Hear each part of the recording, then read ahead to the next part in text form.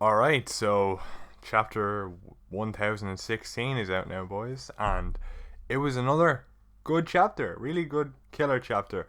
I know I saw a lot of people were kind of like it was a mid chapter because technically not a lot of stuff happened, but the stuff that did happen, personally, like real personally, worked for me because I everything I wanted kind of happened. I mean, we got to see Toko at the start of the chapter, which was really cool. I wanted to see what was happening in the Fire Festival. So they don't know about Onigashima yet. I thought they would have been able to see it.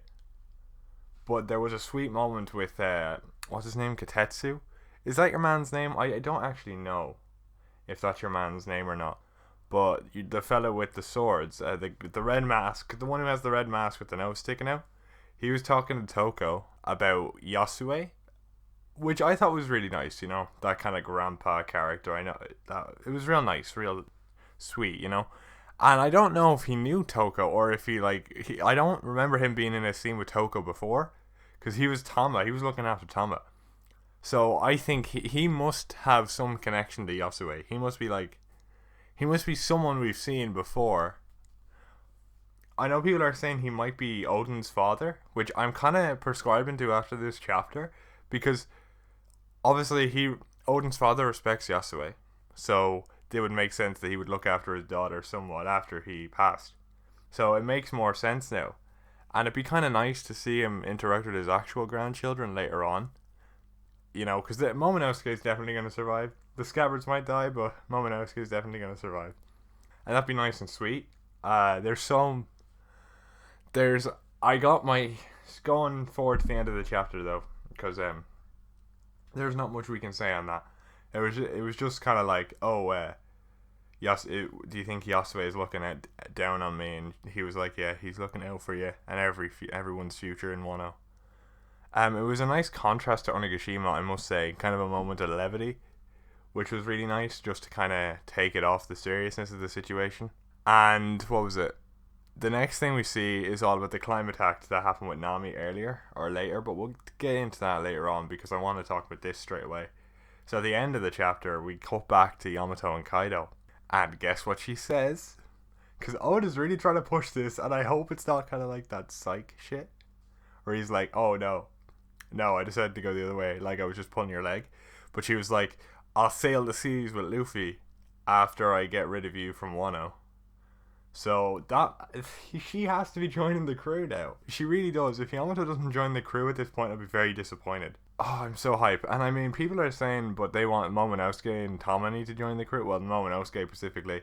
And I'm pretty sure now Momonosuke does at least need to travel with them for the final arcs because of what happened earlier. So he definitely needs to come. But what I don't think people understand at this point is that it's end game, right? It's the end game. So they're gonna have to increase the members somewhat. They're obviously not gonna increase it too much. And honestly, I was thinking of this, right? There's no way Conquerors, you have to have Conquerors to be a top tier fighter.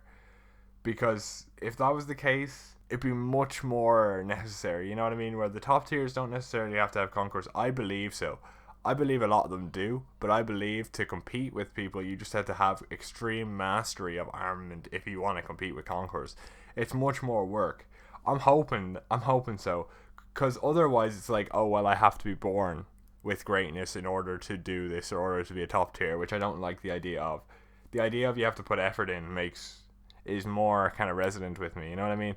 I don't mind if Conquerors gives you a leg up, but if it's like this is required to be a top tier fighter, I'd be a bit disappointed.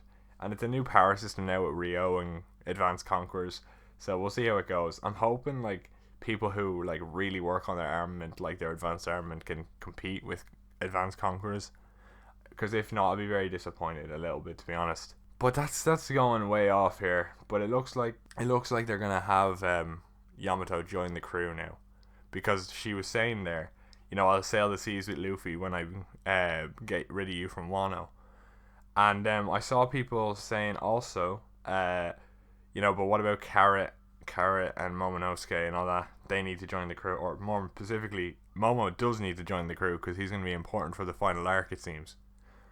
I still think he can, because I don't think people understand this. I know they usually only add one straw hat per thing per arc, But Oda could literally just have it so, like, justify it in a way like, oh, well, Yamato, or not Yamato, but Momonosuke was always on the ship.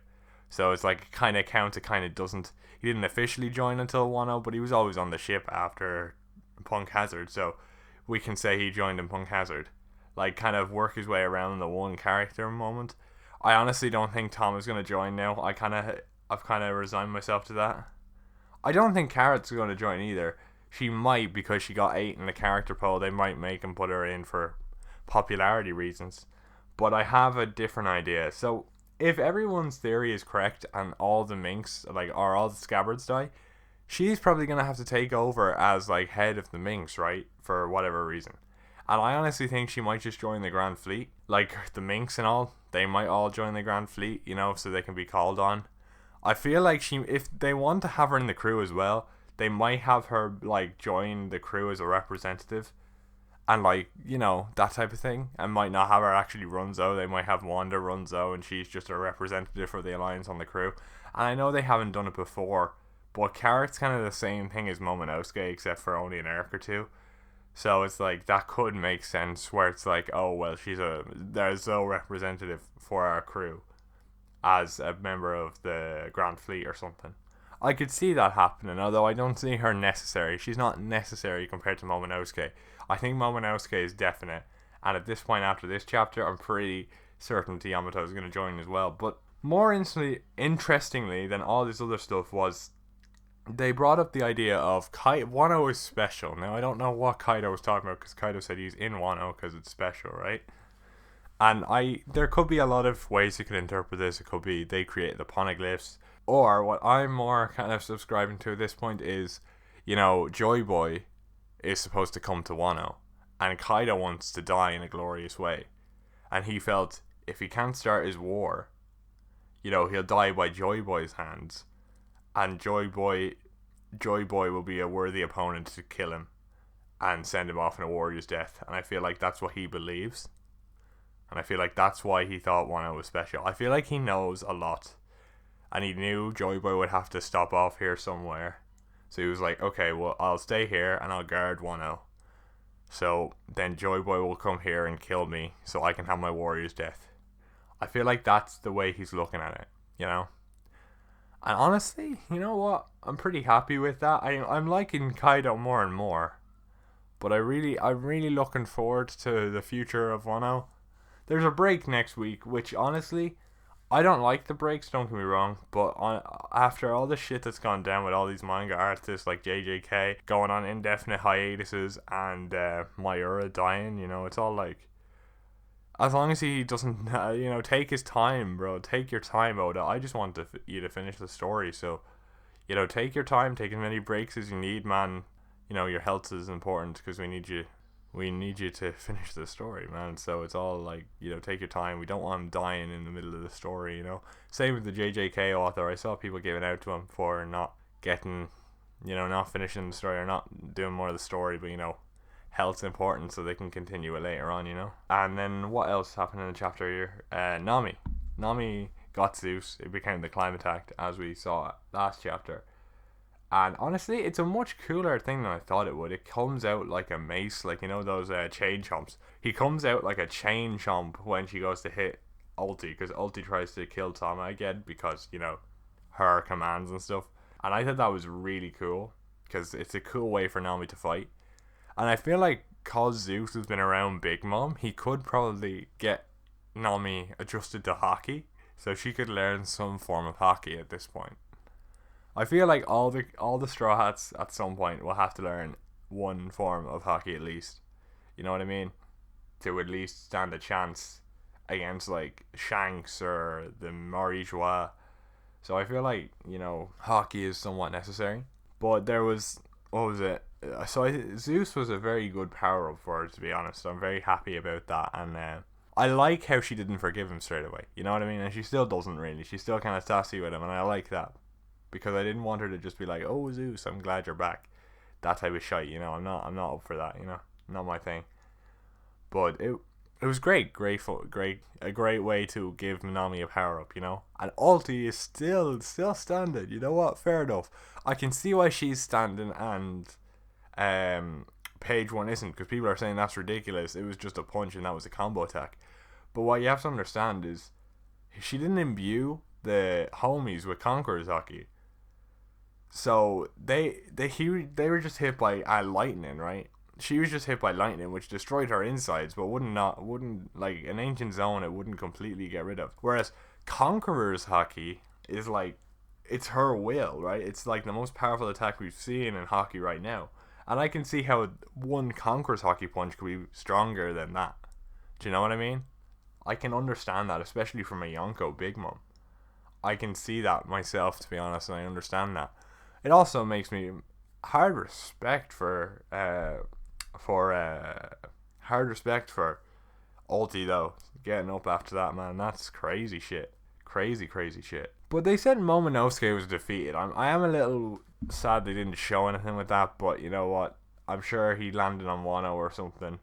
He's probably landed on Wano at this point, and he's probably going to warn them all like I thought Luffy would. But they're so close to Onigashima now. Fucking Momonosuke has to do it at this point. He has to be able to land on Wano somehow. And I've been thinking, right, if he doesn't go with them to Laugh Tale, which I think is impossible now, because with him reading the journal, they have said, you know, I can't afford to die. So I assume he's going to go to Laugh Tale with them at some point. Are they going to age him up somehow? Because I think, to me, they've been putting so many similarities between Toki and Hiyori. Right, my fan's going off there. Sorry about that, if you can hear that in the background. The fan of my computer is going off like crazy. But as I was saying, they're given so many similarities between Toki and Hiyori. And I know they're parent and daughter and all that jazz. But I honestly think Hiyori has the time fruit now, somehow. I think she's got it at this point, and she can age up Momo.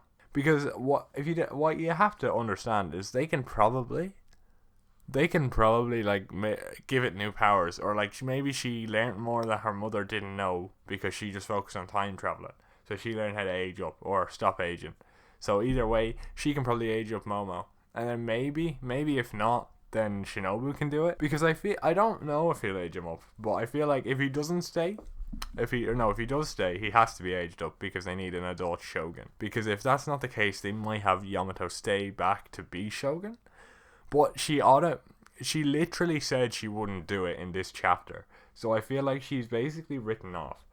Because I feel she wouldn't want to follow Kaido's will. So even if she becomes Shogun for Momonosuke, it's still going to be kind of following Kaido's will in a way, and I feel like she wouldn't do that, so I feel like she's kind of been written off as a possible Shogun. But I also think Hiyori could be Shogun, so Momonosuke is like, I think at this point, Momonosuke's candidacy for at least riding on the ship, you know, or being an apprentice, I guess, is like 99.9% confirmed at this point, especially after the last chapter, with how he needs to be a Laugh Tale pretty much from what we're hearing. So I assume he's basically on the crew at this point. And Yamato, they're heavily pushing her to be a Straw Hat. So I'm just praying, to be honest, at this point, you know, praying to Lord Goda. But we'll see how it goes. What else? They went back to CP0, and I don't know if I'm not looking well enough at the text, but I still don't know exactly where CP0 are in correlation to everybody else. But I like the CP0 moments myself, where they're comparing all the forces, and I feel like it's cool to kind of get an overview, you know? It's like you're playing Fire Emblem and you're just pausing the map to check how many units you have left. I think it's a really sick way to do things, and I feel like it reminds you that CP0 is around, or the world government is around somehow. I'm starting to want this arc to kind of, I don't know how I feel about this arc ending, because I like it. I'd love it to end, because I'd love to see what's going on in the outside world. But at the same time, the weekly experience and just talking about the chapters, I'm really enjoying the Wano experience, especially with Onigashima. I'm really, really enjoying the weekly watch, honestly. No matter if something happens I don't like or something happens that I do like. And honestly, ever since chapter 1000, not much has happened that I actively dislike, you know? So it's been a pretty good ride right now with how One Piece is going, and I don't know how I feel. I do want the act to end because I want to see an intermission chapters, but I don't want Wano to end just yet. We'll see how long it is. I wonder if it will be the rest of the year, we do need to get an intermittent chapter with Shanks, because he said Shanks would make his move. Although I know historically Oda never makes it through on time. It's like then the year after he makes that statement, so I doubt it will actually happen. But I was playing Pirate Warriors there as well, and I saw how they did their Wano ending.